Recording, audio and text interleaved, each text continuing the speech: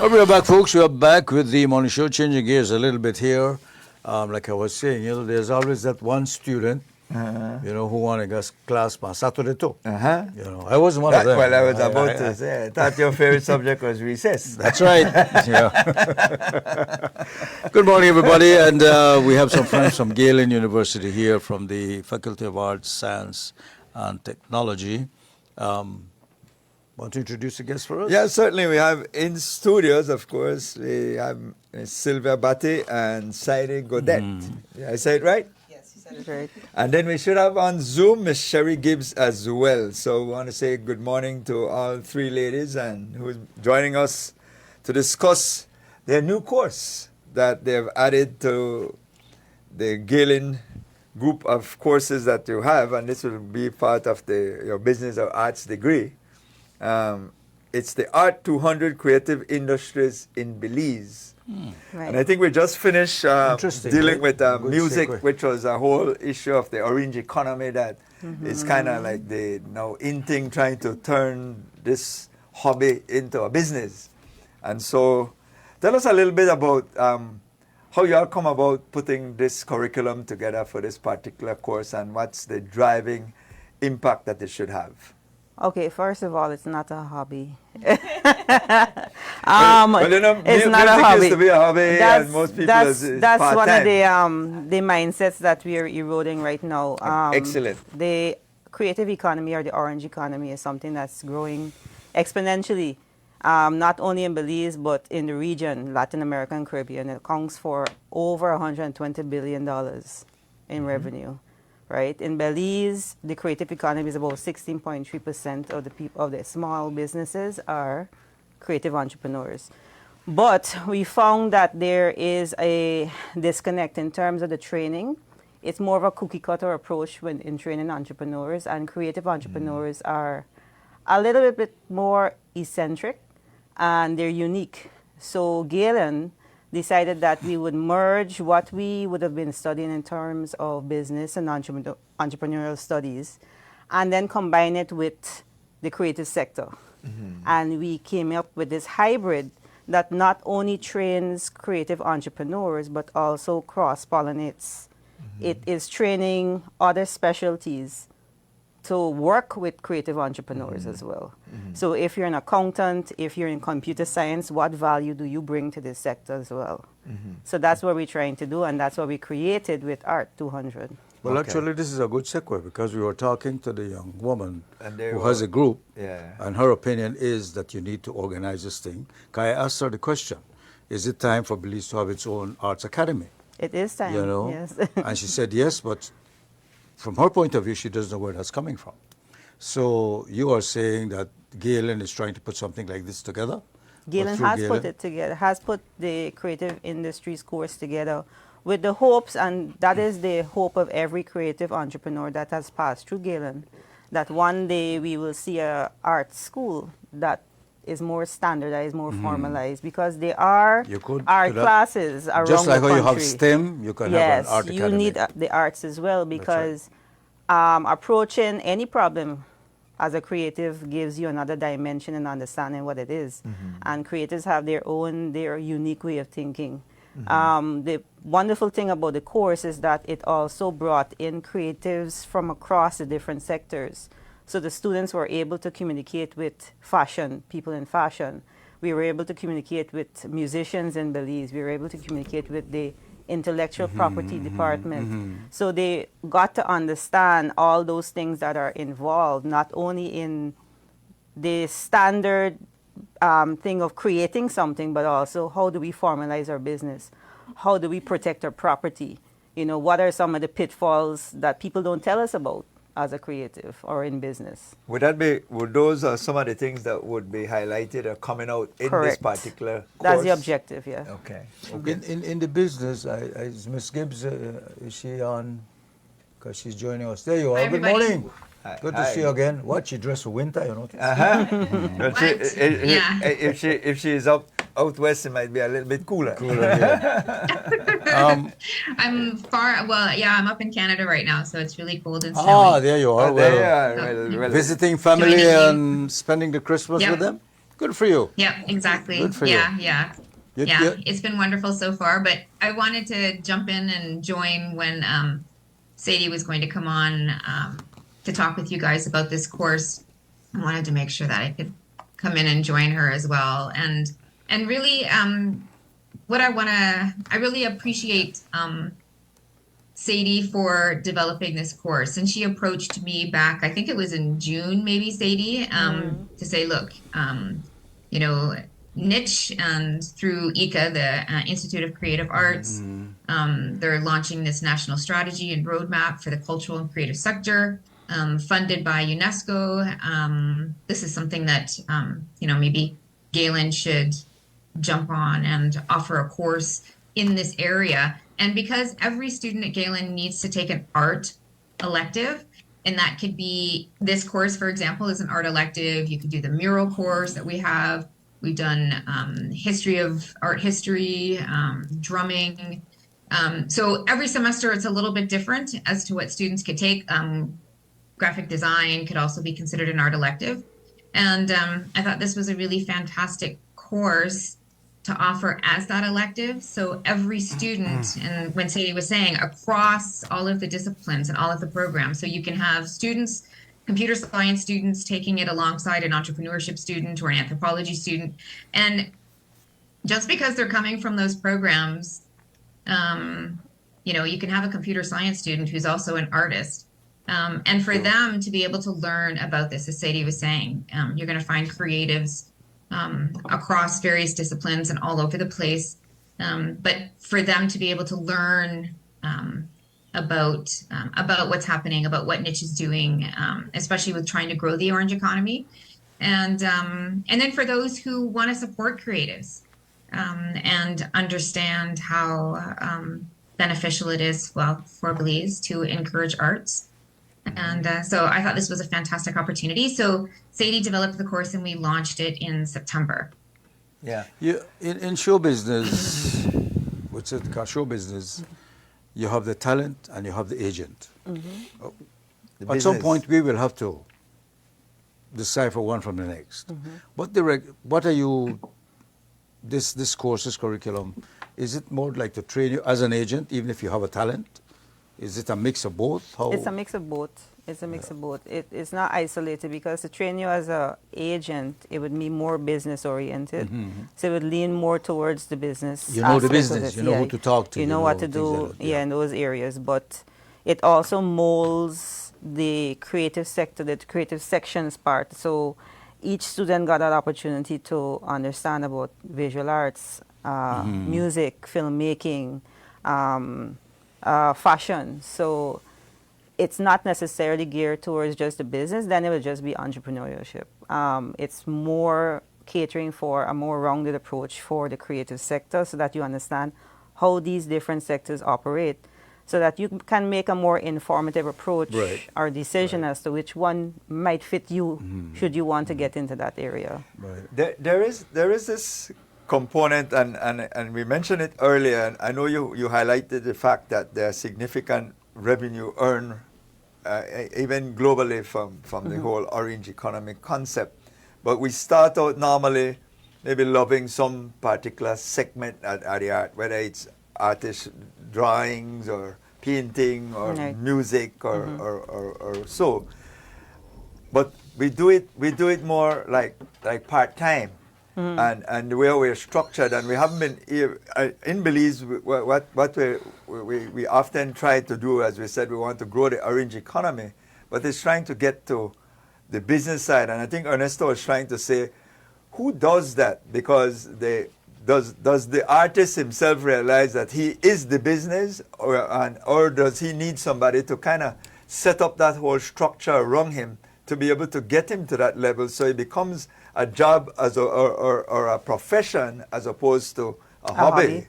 Because that's what we see here in Belize. Play a little music on the side or do a little side DJing or whatever it is. I think you have to go, to answer that question, you should look back at COVID and see what happened after COVID. Now, what happened with COVID is the tourism sector plummeted.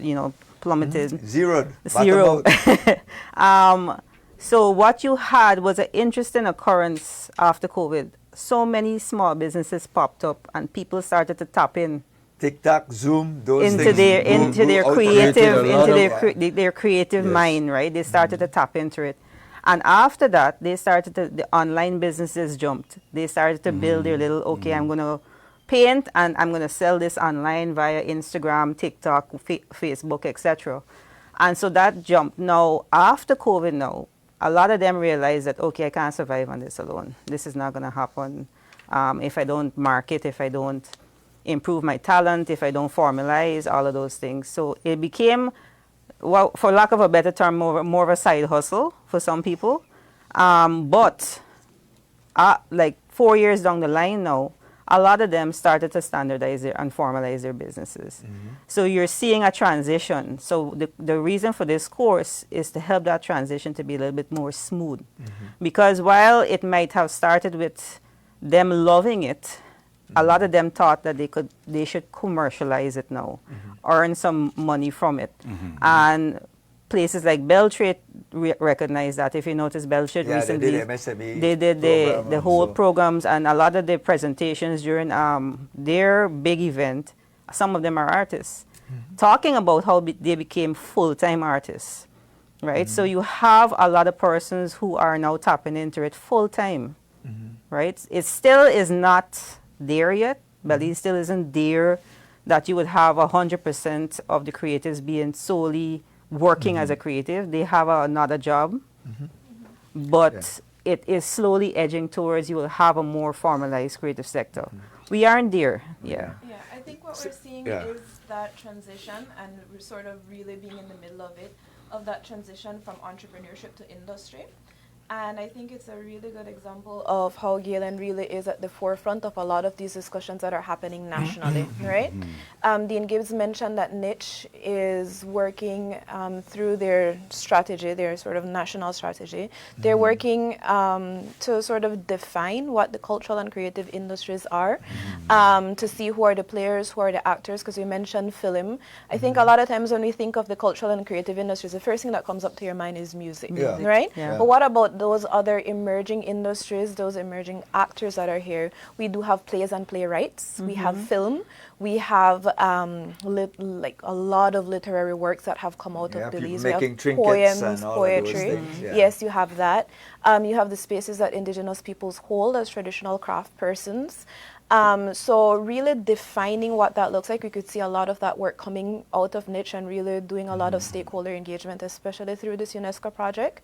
And like you mentioned also, Saide, a lot of the work that's coming out of Beltrade, recognizing that that economic support, that financial support is needed. And of course that Beltrade is working with these people to get them to, you know, that space of at least financial stability, or having that access to finances to sort of formulate some of the goals and intentions that these people have. But what really is needed to support that economy is also the education system, right? Yeah. And that is where Galen comes in as a, again, really innovative, Saide, that's all Saide, really, but a tertiary institution that is also sort of stepping in and to see how we can help to support that transition from entrepreneurship to industry. And we have seen some universities and junior college offer maybe music classes, or sort of more tailored toward sort of honing and perfecting your craft. This is very different from that. This is, again, open to people who are not creatives as well, but really setting that structure that you can see if you are a creative, you know, learning that formal aspect of it, but also, again, for those accountants, for people who did the marketing, for people who are doing graphics or graphics design, how you can support this industry and move it out of a niche area and have it become more formalized. Well, I'm glad you mentioned that, and if you could bring in Dean Gibbs on this, because for me, what I'm seeing here is you're setting up this course. It's an elective, so most of the time you take elective. That's a smooth. You know, students tend to say, that's an easy subject. I will take that and get my three credit hours, and I roll through. How do we migrate from here to make it into a much more serious component, seeing that it's something that is so critical for the growth, especially when you dovetail that with the tourism industry. So from a dean perspective, how do you continue to build on this new course that you are embarking on? Yeah, that's a fantastic question. And so, as I mentioned, everybody at Galen has to take an art elective. Most students don't transfer in with an art elective, so they end up having to take one. But what we're also in the process of doing is reviewing our general education core courses. And so those are all of those courses. They may be called electives that every student has to take. And so they would include your English, your math, but your history, your social science classes, and then this art class. But by reviewing them, because one of the areas too that we've been realizing is really important is, and Sadie and Sylvia have both been talking about entrepreneurship. So whether it's starting up your own business, but it's that mindset, right? And I think that includes being creative. And so finding that spark and getting our students, our young people, but also our mature people to start thinking differently and start thinking creatively. But this is something that we would like to thread through all of our programs. And I'm envisioning that this course could be more than just, an art elective that somebody's going to take and hoping that it's going to be an easy sail through, which knowing the course outline and what's involved in it, you put in your time and you do your work, you're going to get something out of it. That's the whole idea with this course, is learning something and having that opportunity to be creative with it. But we really want to thread these ideas through all of our programs. Because, Sadie brought up COVID, it's such a great example of how drastically things can completely change, but how resilient and creative people were during that time. And, being able to say, okay, what is it that I can do? How can I survive? And, and now keep going. And so I think we really need to encourage and continue that. So I'm hoping that it's something that we'll be able to thread through, like I said, all of our programs, including education. Yeah. I mean, this is a fantastic course for teachers to take, because then they can take that into their classroom, their primary or secondary ed classrooms, and, be able to talk to students about this and encourage that creative entrepreneurial thinking with young kids, so that they're going through and they're already having that mindset. So who can take this course? Or It who doesn't should have to take be. it? It doesn't have to be an elective. Well- but can I take it? The course is open to Yeah, you could take everybody. it, Yes, yeah. the course is Yeah, you'll be absolutely able to open I to can just everybody. take it. Yes, and the How thing long is is too, it's One so semester. right now it's structured as a one semester, semester. and it One was semester. online, right? Yes. Yeah, so it was an online course, so you could Okay. take it literally as long as you have an internet connection. But with elective courses and with universities on a whole, I feel like with specifically elective courses, that's somehow a space where students find themselves. Like they go in sort of with the mindset, okay, yes, this might be an easy credit or an easy class. And then you see students come up with really, really great searching. final projects. Yeah. They pour themselves into their coursework, and they really do sometimes find themselves or find niche areas or find areas where they haven't maybe been able to explore within formal education. And that's really a beautiful thing to see. Change their majors and all Mindset, that, change their you know? majors. People take photography classes and realize I could make this into an industry and a business, and there is a demand for this, really. Well, I think then They're the- also, can I? Sorry, go I ahead, just go wanna ahead. jump in. Sure, go Sorry. ahead. Go ahead. And I No want to problem. add what Sylvia was saying too, because this is an opportunity for students to meet students outside of their program. So, like-minded individuals. But I think that too allows them to connect with other people.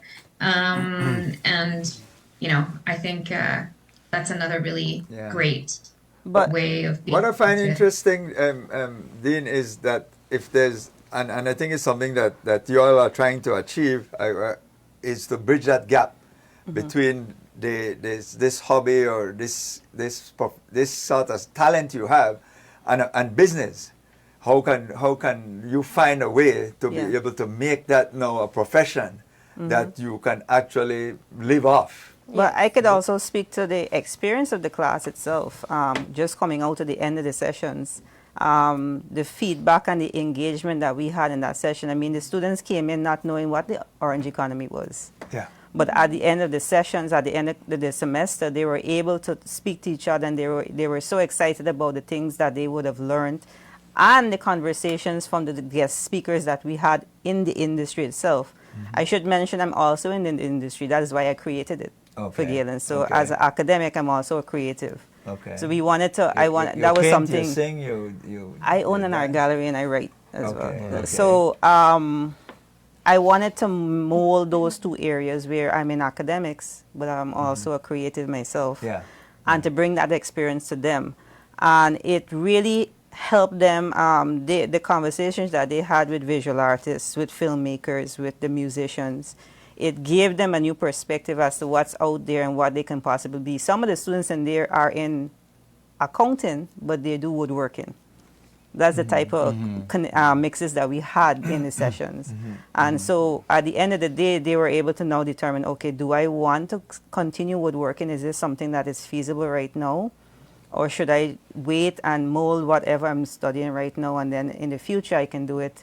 So they're more informed. There's no hasty decision making anymore because they understand the work that it takes to create something like that, a business in the creative sector. Okay. And at the end of the day, they were able to come out of that, more molded, more well-grounded, more grounded in terms of what they wanted But to do. that's why earlier I brought up the whole show business term in the United States.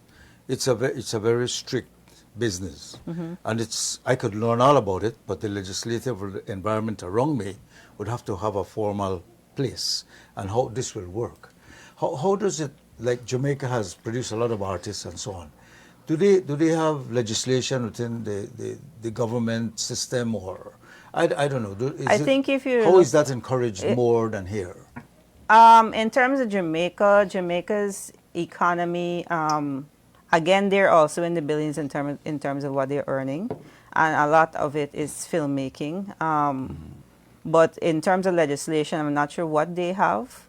But I can speak to the more Western countries. What they've gone through is more of a networking kind of model where let's say, for example, look at how Netflix started with just delivery of movies, and then they segued into creating their own movies. So the United States is now in a networking model where you have all of these branches, again, cross-pollinating with each other, but they're not mixing totally. In terms of everybody has their own speciality. But you see what's happening with them. One I is see buying what's out happening the other with one them. now, and all that is going they're on. buying it. So mergers are, in the U.S. system, mergers are also encouraged. Why I bring it up is that because of COVID, we discovered a lot of little artists and artisans on internet from Belize, a lot of talent, people selling their wares on the internet and so on. And then the government comes and says, hey, you got to register, okay, you got to pay tax. It sounds, like suddenly the government wants to get into your business. That's not the point. At some point, it has to be formalized. Well, that's how country. economies grow. Right. Yeah. Without formalization, How does there's that? no How growth. does your course? We do fit speak into about that? it. You We do do speak speak. about Of course, it, yes.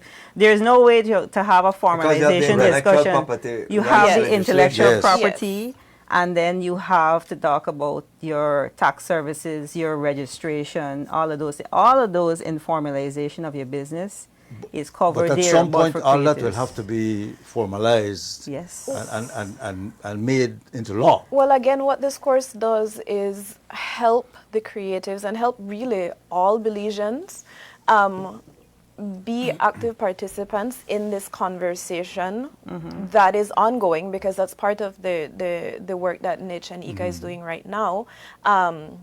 And really, as the entity with responsibility for the cultural and creative industries, that is what they're leading.